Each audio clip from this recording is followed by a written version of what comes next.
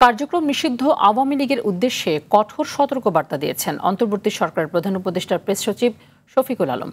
নিষিদ্ধ রাজনৈতিক বা সন্ত্রাসী সংগঠনগুলো যে কোনো বিক্ষোভের চেষ্টা কঠোরভাবে মোকাবেলা করা হবে বলে হুঁশিয়ারি দিয়েছেন তিনি।